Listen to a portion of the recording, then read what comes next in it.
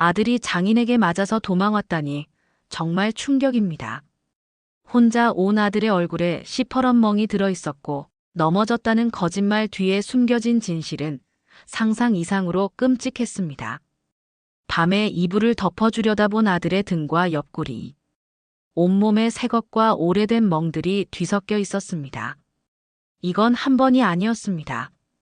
결혼 2년 차 모범 사위로만 알았던 우리 아들이 장인에게 아비 없이 자란 버릇없는 놈이라며 수개월간 폭행당하고 있었습니다.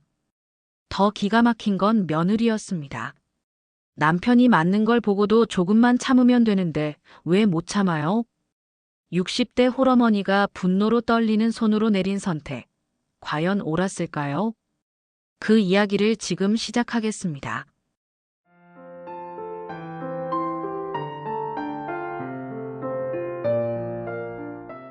저는 올해 64살이 된 평범한 어머니입니다. 남편을 일찍 여의고 홀로 두 아이를 키우며 살아온 지 벌써 20년이 넘었습니다. 아들 하나, 딸 하나를 키우면서 때로는 막막하고 힘들었지만 그래도 아이들이 건건하게 자라 각자의 가정을 꾸리는 모습을 보며 마음속 깊은 곳에서 안도의 한숨을 쉬어왔습니다.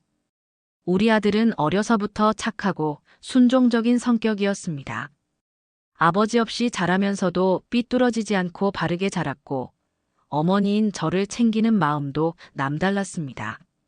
초등학교 때부터 엄마 힘들지 하며 어깨를 주무르는 아이였고 중학교 때는 용돈을 모아서 어버이날 카네이션을 사다 주기도 했습니다. 고등학교 때는 아르바이트를 해서 제게 옷을 사다 주겠다고 했다가 제가 말렸을 정도로 효성이 지극했습니다. 엄마는 나 때문에 고생만 하시는데 빨리 어른이 되어서 엄마를 편하게 해드리고 싶어요. 고등학교 3학년 때 아들이 했던 말이 아직도 귀에 맴돕니다. 그때 제가 아들아, 엄마는 너만 건강하고 바르게 자라주면 그걸로 충분해라고 답했던 기억이 납니다. 대학을 졸업하고 좋은 회사에 취직한 후에도 월급을 받으면 어김없이 용돈을 가져다 주곤 했죠. 엄마, 이거 용돈이에요라며 수줍게 건네던 그 모습이 아직도 눈에 선합니다. 제가 아들아, 너도 써야지라고 하면 저는 충분해요. 엄마가 편하게 지내세요라며 환하게 웃던 모습이요.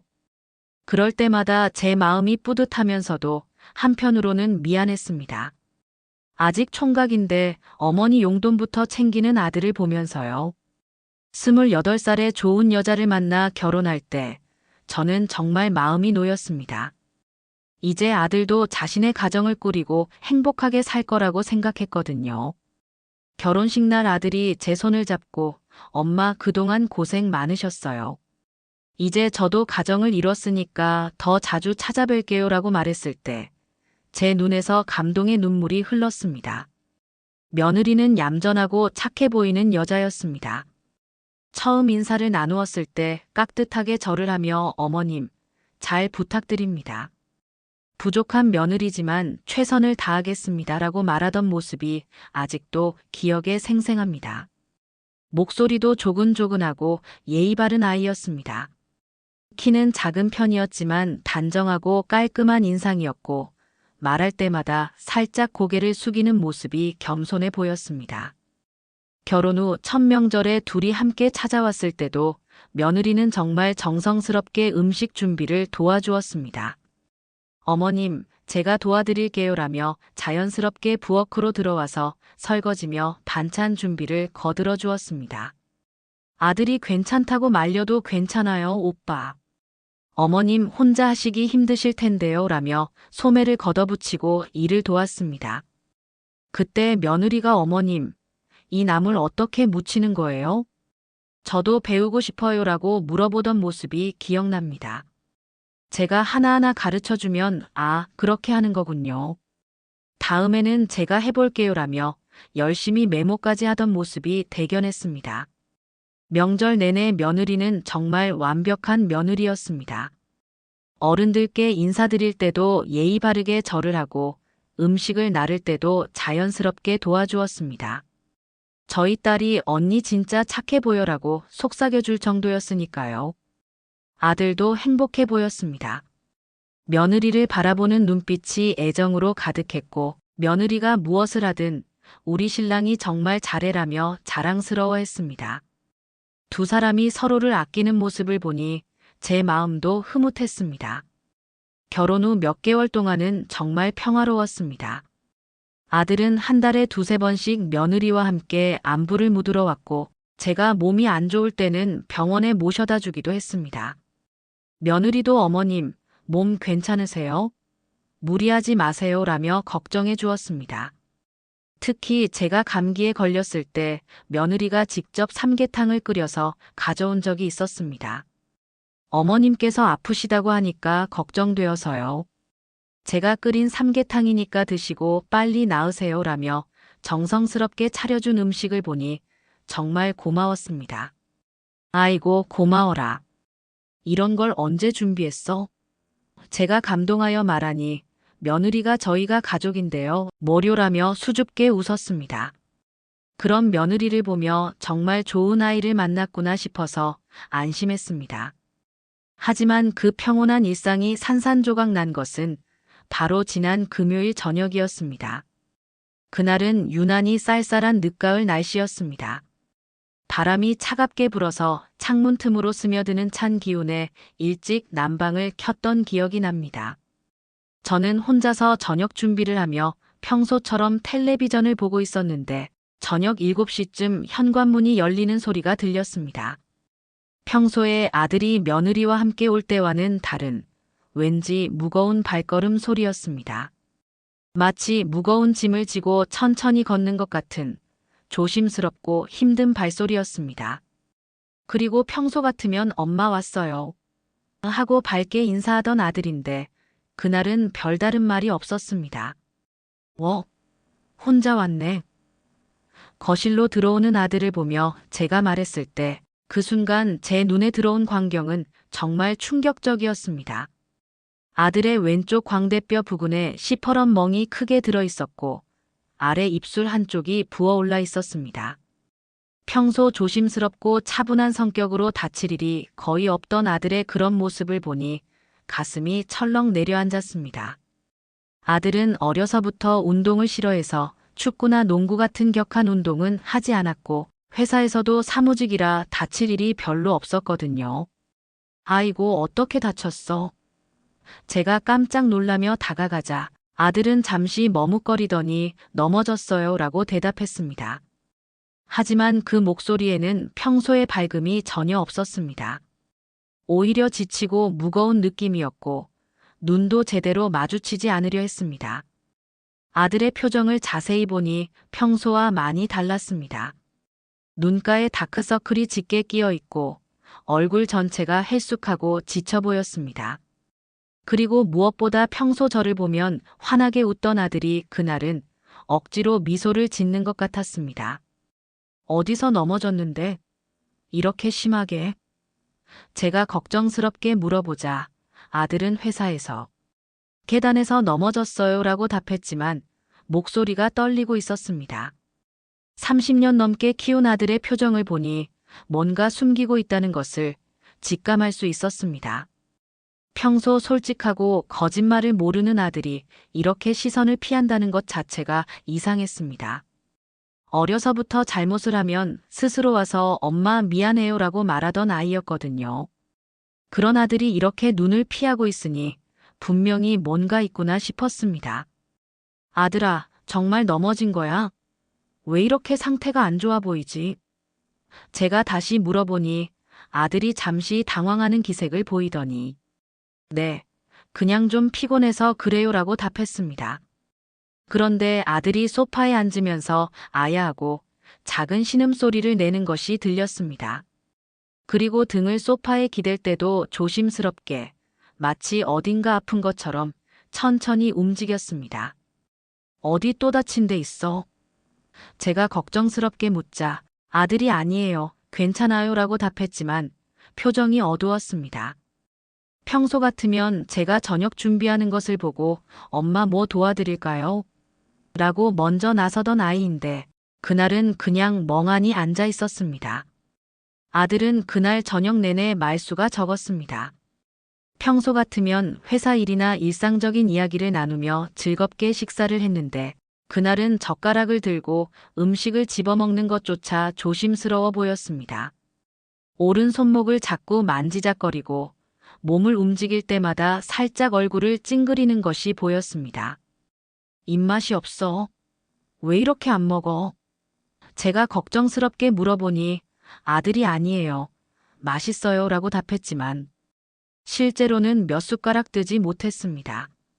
평소 제가 해주는 음식을 정말 맛있게 먹던 아들인데 그날은 음식을 입에 넣고도 씹기 힘들어하는 것 같았습니다. 아들아, 정말 괜찮아. 병원에 가봐야 하는 거 아니야? 제가 다시 한번 걱정스럽게 물어보니 아들은 억지로 미소를 지으며 괜찮아요, 엄마. 그냥 좀 부딪힌 거예요 라고 답했습니다. 하지만 그 미소가 너무나 어색하고 억지스러워 보여서 제 마음이 더욱 불안해졌습니다. 식사 후에도 아들의 행동이 이상했습니다.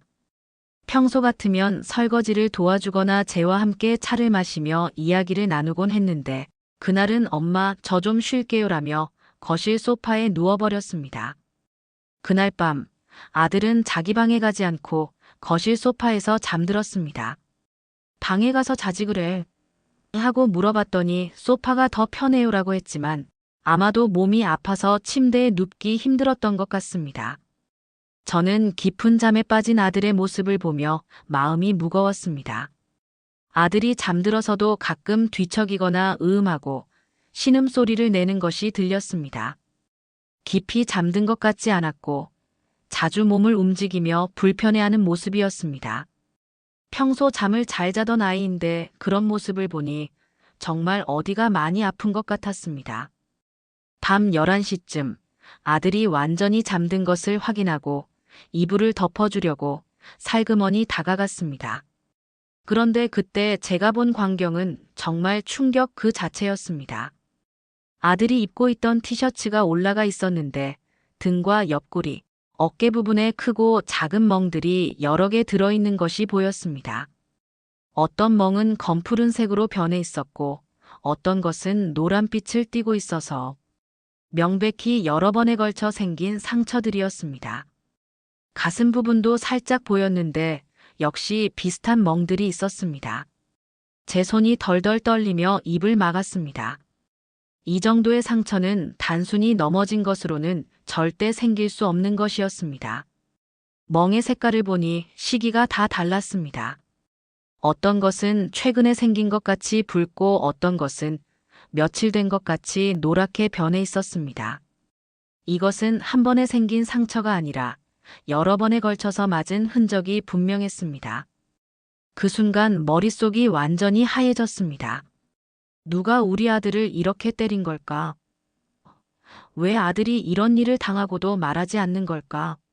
언제부터 이런 일이 있었던 걸까?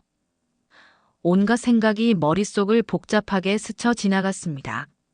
잠든 아들의 얼굴을 다시 자세히 보니 얼굴의 멍 외에도 평소보다 많이 야윈 것 같았고 표정도 어두웠습니다. 잠을 자면서도 가끔 미간을 찌푸리거나 신음소리를 내는 것을 보니 얼마나 아팠을지 짐작할 수 있었습니다. 그날 밤 저는 한숨도 잘 수 없었습니다. 이불을 덮고 누워있지만 머릿속은 온통 아들 생각뿐이었습니다. 도대체 누가 우리 아들을 때린 걸까? 회사 사람들. 아니면 다른 누군가. 하지만 아들의 성격상 누구와 다툴 일도 없을 텐데. 이런저런 생각을 하며 뒤척이다 보니 어느새 새벽이 되어 있었습니다. 새벽 5시가 넘어서야 겨우 잠이 들었는데 7시에 일어나 보니 아들은 이미 깨어 있었습니다. 소파에 앉아서 핸드폰을 보고 있었는데 여전히 표정이 어두웠습니다. 다음 날 아침, 저는 일찍 일어나 아들을 깨웠습니다. 아들이 몸을 일으키며 아야하고 신음소리를 내는 것을 보니 제 마음이 더욱 아팠습니다. 일어나는 것조차 힘들어하는 모습을 보니 정말 많이 아픈 것 같았습니다. 아들아, 이게 다 어떻게 된 거야? 제가 심각한 표정으로 물어보니 아들은 당황한 듯 뭐가요, 엄마? 라고 반문했습니다. 하지만 아들의 눈빛에서 엄마가 알아버렸구나 하는 당황감을 읽을 수 있었습니다. 너 어젯밤에 이불 덮어주려고 봤는데 온몸에 멍이 들어있더라. 이게 넘어져서 생긴 거야? 제 목소리에는 억눌린 화가 섞여 있었습니다. 아들을 키우면서 이렇게 화를 낸 적이 거의 없었는데 그날은 정말 참을 수가 없었습니다. 아들은 또다시 넘어진 거예요 라고 대답했지만 목소리가 떨리고 있었습니다. 눈도 제대로 마주치지 못하고 계속 다른 곳을 바라보며 손가락을 만지작거리고 있었습니다. 평소 저와 대화할 때 눈을 마주치고 똑바로 이야기하던 아들이 이렇게 시선을 피하니 더욱 의심스러웠습니다. 넘어진 게 어떻게 등이랑 팔 전부에 멍이 들어. 그것도 이렇게 많이. 제가 목소리를 높이며 따져 물으니 아들의 어깨가 자꾸 떨렸습니다. 엄마, 정말 괜찮아요. 그냥. 아니야. 이건 분명히 누가 때린 거야. 제 목소리가 울먹거렸습니다. 60 넘게 살면서 이렇게 분노와 절망감을 동시에 느껴본 적이 없었습니다. 도대체 누가 우리 아들을 이렇게 때린 거야? 계속 추궁하자 아들이 고개를 더욱 숙이고 한참을 침묵하더니 마침내 떨리는 목소리로 입을 열었습니다. 장인이 때렸어요. 그 한마디에 제 머리가 완전히 하얘졌습니다. 장인? 며느리의 아버지가 우리 아들을 왜? 도대체 무슨 일이 있었던 걸까요? 상상조차 하지 못했던 말에 저는 말문이 막혔습니다. 장인어른이라면 아들에게는 아버지나 다름없는 분 아닌가요? 그런 분이 어떻게 아들을 때릴 수 있단 말인가요? 뭐라고? 장인이? 왜? 제가 겨우 말을 꺼내자 아들이 더욱 떨리는 목소리로 천천히 말을 이어갔습니다. 장인어른이 술만 드시면 집에 찾아와서 아비 없이 자라서 버릇없다고 화내세요. 그 말을 들으니 제 가슴이 미어지는 것 같았습니다. 아비 없이 자라서 버릇없다고. 남편을 일찍 여의고 홀로 아들을 키운 제 자신에 대한 자책감이 밀려왔습니다. 제가 아들을 제대로 키우지 못했다는 것인가요? 아들이 버릇없다는 것인가요? 하지만 곧 분노가 치밀어 올랐습니다. 설령 아들에게 문제가 있다 해도 그것을 폭력으로 해결한다는 것은 말이 안 되는 일이었습니다. 더욱이 다른 사람의 자식을 때린다는 것은 상상할 수 없는 일이었습니다. 아들의 말은 계속되었습니다. 처음에는 그냥 말로만 혼내시다가 몇 달 전부터는 술 드시고 오셔서 손찌검을 하기 시작하셨어요. 어제도 맞고 참다가 도저히 못 견뎌서 나온 거예요. 제 눈에서 눈물이 흘러내렸습니다. 그동안 아들이 혼자서 그런 고통을 견뎌내고 있었다니. 그리고 왜 진작 말하지 않았는지에 대한 원망도 생겼습니다. 아들이 그런 일을 당하고 있었는데 어머니인 제가 전혀 모르고 있었다니요. 너 왜 진작 말하지 않았어? 제가 울먹이며 물어보니 아들이 고개를 들어 저를 바라봤습니다. 아들의 눈에도 눈물이 고여 있었습니다. 엄마가 걱정하실까 봐요. 그리고 장인어른이 가족인데 어떻게 해야 할지 모르겠어서요. 아들의 그 말에 제 마음이 더욱 아팠습니다. 이렇게 착한 우리 아들이 왜 이런 일을 당해야 하는지. 그럼 이게 처음이 아니구나. 제가 떨리는 목소리로 물어보니 아들은 고개를 끄덕였습니다. 몇 달 전부터 그러셨어요. 처음엔 말로만 하시다가 점점 심해지셔서. 어제는 정말 심했어요. 어제 뭐가 있었는데?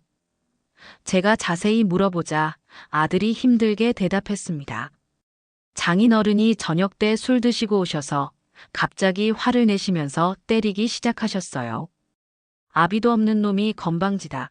제대로 크지도 못한 자식이 어디서 나대냐는 식으로 욕하시면서요. 아들의 말을 들으니 제 안에서 분노가 폭발하는 것 같았습니다. 어떻게 그런 말을 할 수 있는지, 그리고 어떻게 남의 자식을 그렇게 때릴 수 있는지 도저히 이해할 수 없었습니다. 더욱이 제대로 크지도 못한 자식이라니. 제가 아들을 잘못 키웠다는 말인가요? 그래서 며느리는 뭐라고 했어? 제가 물어보니 아들이 더욱 고개를 숙였습니다. 그냥 지켜만 보고 있었어요. 말리지도 않고. 그 말에 제 속이 더욱 끓어올랐습니다. 자기 남편이 맡고 있는데 말리지도 않았다니. 도대체 어떤 며느리인지 이해할 수 없었습니다. 그럼 며느리는 아무 말도 안 했다는 거야? 제가 다시 물어보니 아들이 더욱 힘들어하는 표정을 지었습니다. 말리지도 않고. 오히려 나중에 아빠가 화나셨으니까 그냥 참아라고 했어요. 그 말을 듣는 순간 제 혈관이 터질 것 같았습니다. 참아. 맞는 걸 참으라고. 도대체 어떤 생각을 하고 있는 건지 이해할 수 없었습니다. 그래서 어제는 어떻게 된 거야? 자세히 말해봐. 제가 다그치듯 물어보자 아들이 눈물을 글썽이며 말했습니다. 장인어른이 술 많이 드시고 오셔서 처음에는 그냥 투덜거리셨어요. 그런데 갑자기 화가 나셨는지 저를 때리기 시작하셨어요. 발로 차시고 주먹으로 때리시고. 아들의 목소리가 점점 작아졌습니다. 얼마나 오래? 제가 떨리는 목소리로 물어보니 아들이 1시간 정도 라고 답했습니다. 1시간이나? 그렇게 오랫동안 맞고 있었다는 말인가요? 그래서 어떻게 나온 거야? 제가 물어보자 아들이 고개를 숙이며 말했습니다. 장인어른이 화장실에 가신 사이에 급하게 나왔어요. 정말 더 이상은 못 견디겠더라고요. 아들의 그 말을 들으니 제 마음이 찢어지는 것 같았습니다. 얼마나 무서웠을까, 얼마나 아팠을까. 그런 상황에서도 혼자서 모든 걸 견뎌내려 했던 우리 아들이 안쓰러웠습니다. 참을 수가 없어서 바로 며느리에게 전화를 걸었습니다. 손이 떨려서 번호를 누르기도 힘들었지만 당장 따져야겠다는 생각뿐이었습니다. 전화벨이 몇 번 울린 후 며느리가 받았습니다. 어머님, 무슨 일이세요? 평소보다 목소리가 경직되어 있었습니다. 아마 아들이 집을 나간 것을 알고 있었던 것 같습니다. 너희 아버지가 우리 아들을 때렸다며.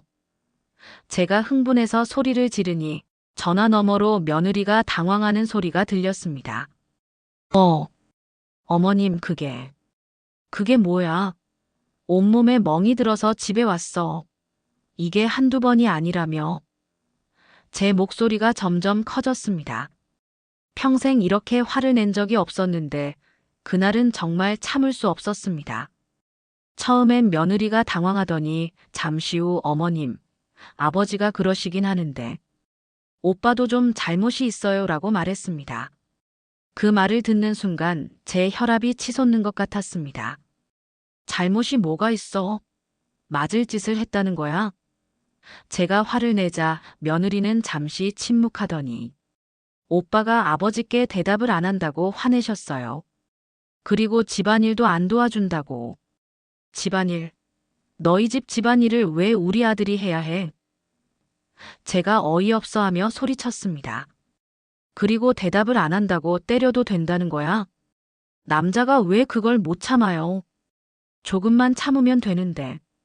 며느리의 그 말에 정말 어이가 없었습니다. 자기 남편이 폭행을 당하는데도 그런 식으로 말하다니. 제가 며느리를 완전히 잘못 봤구나 싶었습니다. 뭐라고? 맞는 걸 참아야 한다고. 너 지금 제정신이야? 제 목소리가 떨렸습니다. 분노와 실망감이 동시에 밀려왔습니다. 이런 며느리라면 아들이 행복할 리가 없었습니다. 어머님, 그렇게 큰 소리 내지 마세요. 아버지도 나이 드시고 몸이 아프셔서 그런 거예요. 술만 드시면 좀 그러세요. 며느리의 변명을 듣고 있자니 더욱 화가 났습니다. 나이가 들고 몸이 아프면 사람을 때려도 된다는 거야? 그게 무슨 말이야? 제가 소리를 지르니 며느리는 잠시 말을 잇지 못했습니다. 어머님, 그냥 조용히 넘어가면 안 될까요? 가족끼리. 며느리의 그 말에 제 인내심이 완전히 바닥났습니다. 가족끼리. 가족이 이런 식으로 때리고 괴롭혀도 된다는 거야? 제가 목소리를 높였습니다. 너 정말 이상해. 남편이 맡고 있는데 어떻게 그냥 보고만 있을 수 있어? 며느리가 잠시 말을 멈췄다가 작은 목소리로 말했습니다. 어머님, 사실 아버지가 무서워요. 저도 어릴 때부터. 그래서 남편이 맞아도 된다는 거야? 제가 끝까지 들어주지 않고 소리쳤습니다. 무서우면 경찰에 신고를 하든지 아니면 다른 방법을 찾아야지. 어떻게 그냥 방관만 할 수 있어? 어머님, 제발 이해해 주세요. 저희 집 사정이 복잡해서. 며느리가 울먹이는 목소리로 말했지만 저는 더 이상 들어줄 마음이 없었습니다. 복잡하든 말든 우리 아들이 맞는 건 용납할 수 없어. 제가 단호하게 말했습니다. 당장 그 일을 멈춰. 그리고 사과해. 어머님, 아버지께 제가 뭐라고 말씀드릴 수가 없어요. 더 화나실 텐데.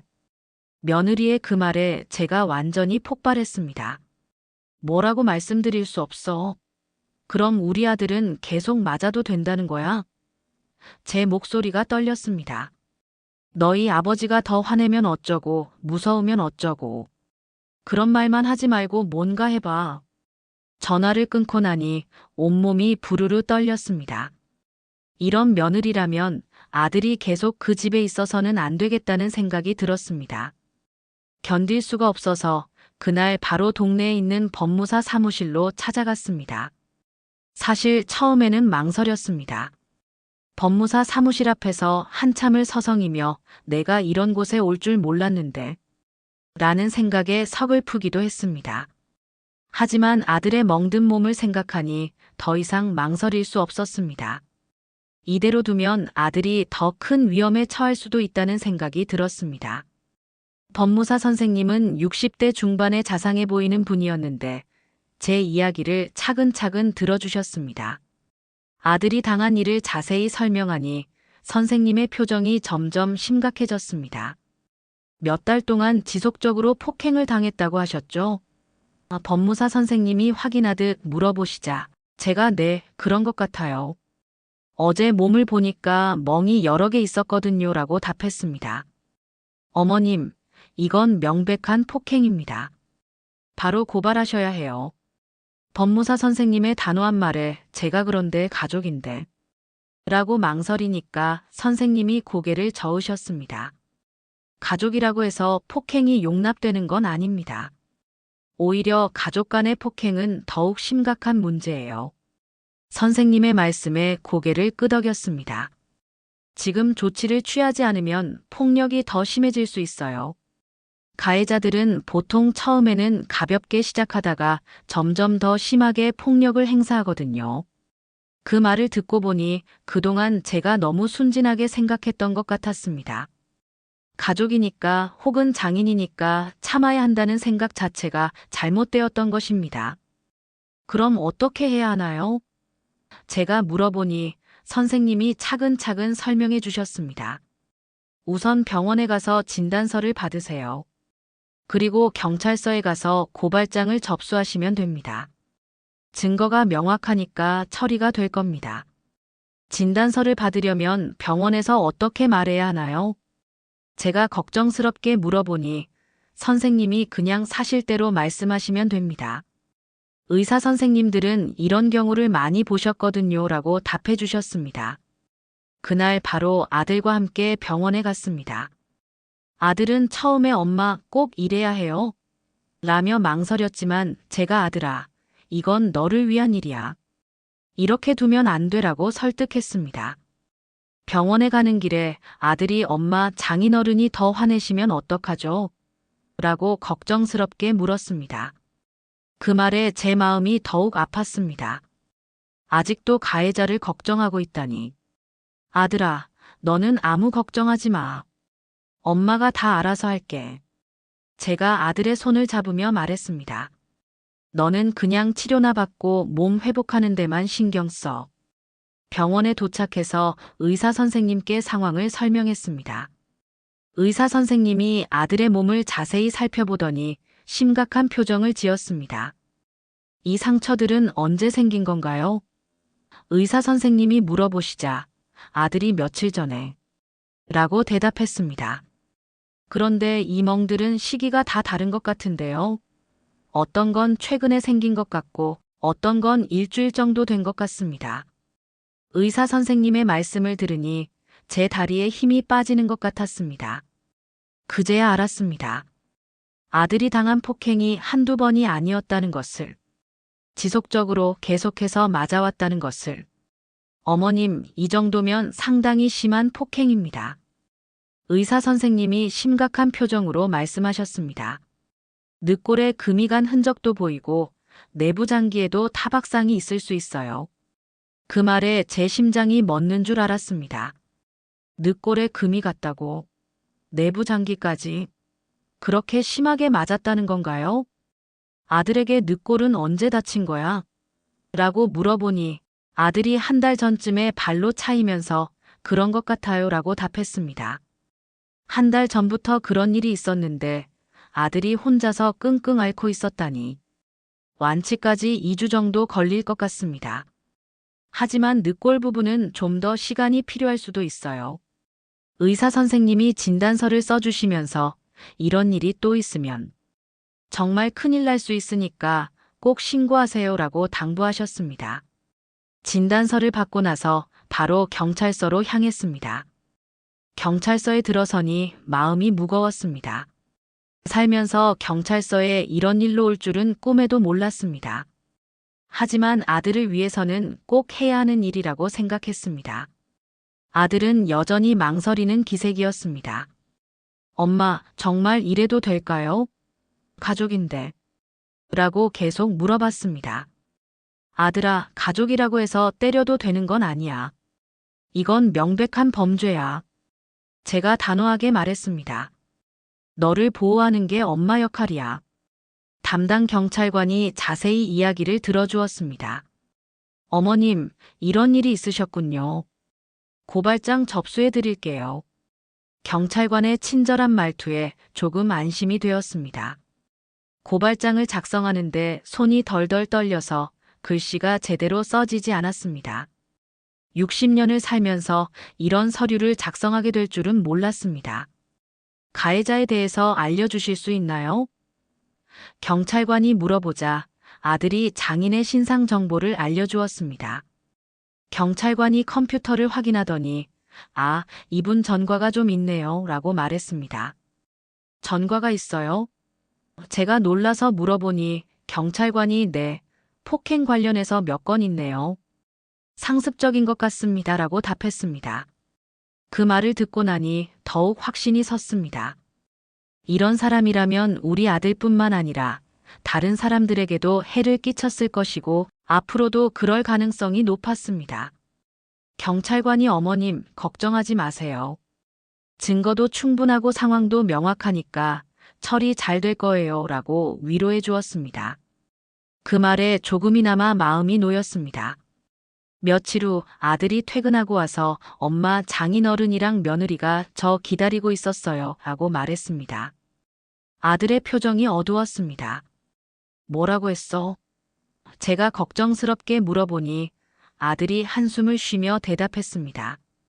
처음엔 사과하는 척하더니 나중에는 고소 취하 안 하면 가만 안 둔다고 협박했어요. 그 말을 들으니 제 속이 끓어올랐습니다. 사과는커녕 오히려 협박을 하다니. 정말 말이 안 되는 사람이었습니다. 이런 사람이라면 더욱 강력하게 대응해야겠다고 생각했습니다. 협박까지 했다고? 그럼 이것도 추가로 신고해야겠네. 제가 말하니 아들이 엄마 괜찮을까요? 더 큰일 나는 거 아닐까요? 라고 걱정했습니다. 아들아, 우리가 잘못한 게 없어. 오히려 저 사람이 더 큰 죄를 짓고 있는 거야. 제가 아들을 달래며 말했습니다. 협박까지 했으니까 더욱 엄중하게 처벌받을 거야. 다음 날 바로 경찰서에 가서 협박 사실도 추가로 신고했습니다. 담당 형사님이 이런 가해자들이 보통 그래요. 자기가 잘못해놓고 오히려 피해자를 협박하죠라고 말했습니다. 더 큰 처벌을 받을 수 있나요? 제가 물어보니 형사님이 당연하죠. 폭행에 협박까지 했으니까 죄목이 더 늘어날 거예요 라고 답했습니다. 경찰서에서 정식 조사를 받으러 갔을 때 담당 형사님이 장인의 전과 기록을 보여주며 이분 전과가 맞네요. 상습 폭행범이에요 라고 말했습니다. 그 말을 듣는 순간 소름이 돋았습니다. 어떤 전과들이 있나요? 제가 물어보니 형사님이 자료를 보면서 말했습니다. 음주 폭행이 3건, 가정폭력이 2건, 상해가 1건. 여러 건이 있네요. 아마 술만 마시면 폭력적으로 변하는 성격인 것 같습니다. 그제야 모든 것이 이해되었습니다. 며느리도 아마 그런 아버지 때문에 많이 고생했을 것이고, 그래서 남편이 맞는 것도 당연하다고 생각했던 것 같았습니다. 하지만 그렇다고 해서 우리 아들이 그런 일을 당해도 되는 건 아니었습니다. 결국 장인은 구속되었습니다. 상습 폭행범이고 증거도 명확하며 협박까지 했기 때문에 구속영장이 쉽게 발부되었다고 했습니다. 그 소식을 들었을 때 한편으로는 다행이라는 생각이 들었지만 다른 한편으로는 복잡한 심정이었습니다. 아들은 구속 소식을 듣고 엄마 이렇게까지 되어도 괜찮을까요? 라고 걱정했습니다. 아직도 가해자를 걱정하는 아들을 보니 마음이 아팠습니다. 아들아, 이건 당연한 결과야. 너는 아무 잘못이 없어. 제가 아들을 안심시켰습니다. 오히려 다른 사람들도 이런 피해를 당하지 않게 된 거야. 며칠 후 아들이 엄마 저 이혼하려고 해요라고 말했습니다. 사실 예상했던 일이었지만 실제로 들으니 마음이 무거웠습니다. 정말로? 제가 물어보니 아들이 고개를 끄덕였습니다. 네, 이런 일이 있었는데 어떻게 계속 살 수 있겠어요? 아들도 이혼 절차를 밟게 되었습니다. 그런데 재산 분할이나 그런 건 어떻게 해야 하나요? 아들이 걱정스럽게 물어보니 제가 변호사 선생님께 상담 받아보자고 제안했습니다. 변호사 상담을 받아보니 아들에게 유리한 조건들이 많았습니다. 가정폭력 피해자이고 배우자가 보호 의무를 다하지 않았다는 것 등이 이혼 사유로 충분하다고 했습니다. 며느리는 나중에 혼자 집에 찾아와서 어머님, 정말 죄송해요. 저도 아버지가 무서워서 말을 못했어요 라고 사과했습니다. 그 모습을 보니 며느리도 피해자였다는 생각이 들었습니다. 하지만 그것이 우리 아들이 폭행을 당해도 되는 이유는 될 수 없었습니다. 며느리도 피해자였지만 동시에 남편을 보호하지 못한 것에 대한 책임도 있었습니다. 그래도 내 남편이 맡고 있는데 어떻게 그냥 지켜만 볼 수 있어? 제가 물어보니 며느리가 눈물을 흘리며 말했습니다. 어머님, 저도 어릴 때부터 아버지한테 맞고 자랐어요. 그래서 그게 당연한 줄 알았어요. 그 말을 듣고 보니 며느리에 대한 미안함도 생겼습니다. 하지만 그래도 남편이 위험에 처했을 때 보호하지 못한 것은 용서할 수 없었습니다. 재판 과정에서 더 충격적인 사실들이 드러났습니다. 장인은 단순히 우리 아들만 때린 것이 아니라 며느리와 아내도 수년간 폭행해왔다는 것이었습니다. 법정에서 증언을 들으니 그 집안이 얼마나 지옥 같았는지 짐작할 수 있었습니다. 피고인은 술에 취하면 가족들에게 상습적으로 폭력을 행사해왔으며 이번 사건 역시 그 연장선상에서 발생한 것으로 보입니다. 검사의 논고를 들으니 제 가슴이 답답해졌습니다. 재판장에서 장인을 직접 본 순간 제 안에서 분노가 다시 한번 끌어올랐습니다. 법정복을 입고 있었지만 전혀 반성하는 기색이 없어 보였습니다. 오히려 내가 뭘 잘못했다는 거냐는 식의 오만한 표정을 짓고 있었습니다. 피고인은 이 사건에 대해 어떻게 생각하십니까? 판사가 물어보자 장인은 그냥 훈계를 한 것뿐인데 이렇게까지 될 줄 몰랐습니다라고 답했습니다. 그 말을 듣는 순간 제 혈압이 다시 치솟는 것 같았습니다. 훈계라고? 온몸에 멍이 들도록 때리는 것이 훈계라는 건가요? 늑골에 금이 갈 정도로 발로 차는 것이 훈계라는 건가요? 정말 상식이 통하지 않는 사람이었습니다. 검사가 우리 쪽 입장을 대변해 주었습니다. 피해자는 수개월간 지속적인 폭행으로 인해 신체적, 정신적 피해를 입었으며 이는 단순한 훈계의 수준을 넘어선 명백한 폭행입니다. 아들도 법정에서 피해 사실을 증언했습니다. 처음에는 말로만 하시다가 점점 심해졌습니다. 술 드시고 오셔서 아무 이유 없이 때리기 시작하셨어요. 아비 없이 자란 놈, 버릇없는 놈 이런 말을 하시면서요. 아들의 증언을 들으니 제 눈에서 또 눈물이 흘렀습니다. 법정이라는 공개된 장소에서 그런 이야기를 해야 하는 아들의 마음이 얼마나 힘들었을지. 하지만 진실을 밝히기 위해서는 필요한 일이었습니다. 피해자는 가해자의 폭행으로 인해 현재도 심리치료를 받고 있으며 일상생활에 큰 지장을 받고 있습니다. 검사의 말에 법정이 조용해졌습니다.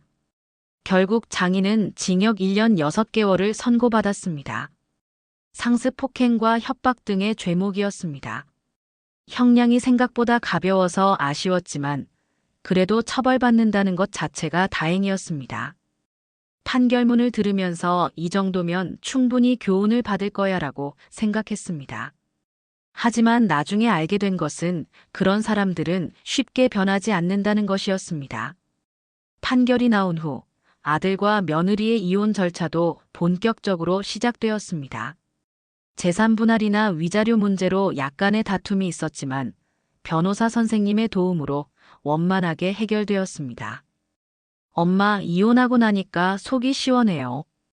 아들이 말했을 때 저도 마음이 한결 가벼워졌습니다. 그 지옥 같은 상황에서 벗어날 수 있게 되어서 정말 다행이었습니다. 어머님, 저희 집은 정말 지옥이었어요. 며느리가 눈물을 흘리며 말했습니다.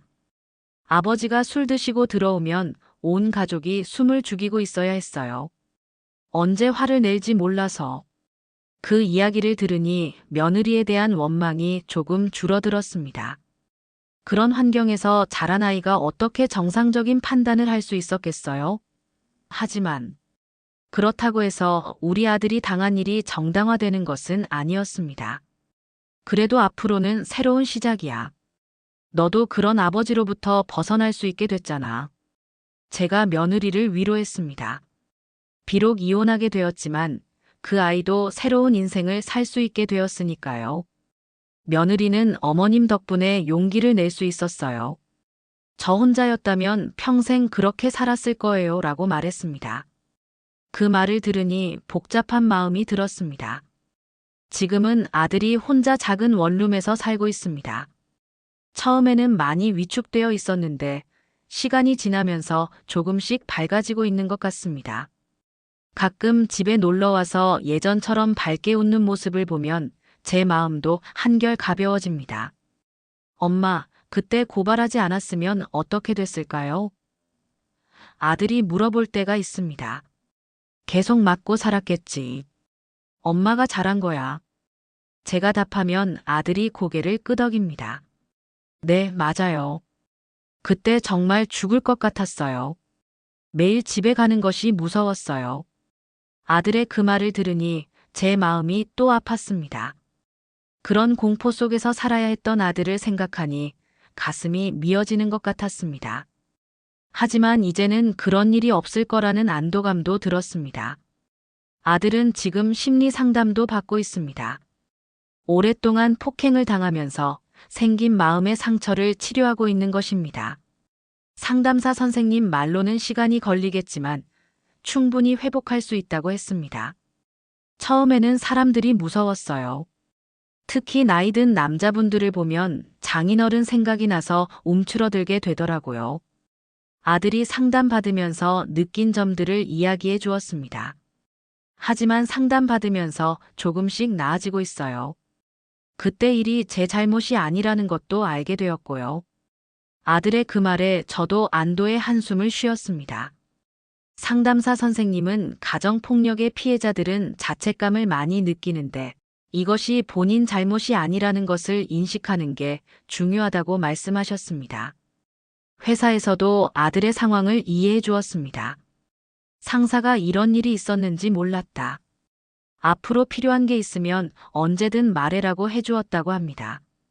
좋은 회사에 다니고 있어서 다행이었습니다. 몇 달이 지난 후 아들에게 좋은 소식이 있었습니다.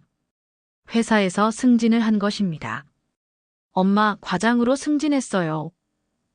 아들이 기뻐하며 말할 때 제 마음도 덩달아 기뻤습니다. 정말 잘 됐다. 우리 아들 능력 있으니까 당연한 거야. 제가 칭찬하자 아들이 환하게 웃었습니다. 오랫동안 보지 못했던 아들의 진짜 웃음이었습니다. 힘든 일을 겪고 나니까 오히려 일에 더 집중하게 되는 것 같아요. 그리고 다른 사람들의 아픔도 더 잘 이해하게 되었고요. 아들의 말에 고개가 끄덕여졌습니다. 최근에는 아들이 새로운 사람들과도 만나기 시작했습니다. 회사 동료들과 어울리기도 하고 취미 모임에도 참여하고 있다고 합니다. 조금씩 사회생활을 회복해가고 있는 것 같아서 다행입니다. 등산 모임에 참여했어요. 산에 오르면서 마음도 많이 편해져요. 아들이 새로운 취미 이야기를 할 때 표정이 밝았습니다. 자연 속에서 맑은 공기를 마시면 그동안의 아픈 기억들이 조금씩 사라지는 것 같아요. 좋은 사람들 만났어? 제가 물어보니 아들이 네, 다들 친절하고 좋은 분들이에요. 서로 챙겨주고 격려해주고라고 답했습니다. 그런 아들을 보니 정말 다행이라는 생각이 들었습니다. 새로운 사람들과 건전한 관계를 맺어가고 있다는 것이 회복에 좋은 신호였습니다. 엄마, 저 이제 다시 연애해도 될까요? 얼마 전 아들이 조심스럽게 물어봤을 때 제가 당연하지. 좋은 사람 만나서 행복하게 살아라고 답했습니다. 하지만 이번에는 정말 신중하게 골라야겠어요. 가정 환경도 중요하고. 아들의 그 말에 저도 공감했습니다. 이번 일을 겪고 나니 결혼할 때 상대방의 가정 환경도 정말 중요하다는 것을 뼈저리게 느꼈습니다. 그래, 천천히 신중하게 만나봐. 엄마도 이번에는 더 꼼꼼히 살펴볼게. 제가 말하니 아들이 웃었습니다. 네, 이번에는 정말 좋은 사람을 만나고 싶어요. 엄마 덕분에 새로운 인생을 살 수 있게 됐어요. 아들의 그 말이 제 가슴을 따뜻하게 만듭니다. 비록 힘들고 어려운 과정이었지만 결과적으로는 모든 것이 잘 해결되었다고 생각합니다. 엄마의 용기 있는 선택이 옳았다고 생각하면 구독, 좋아요 꼭 눌러주세요. 감사합니다.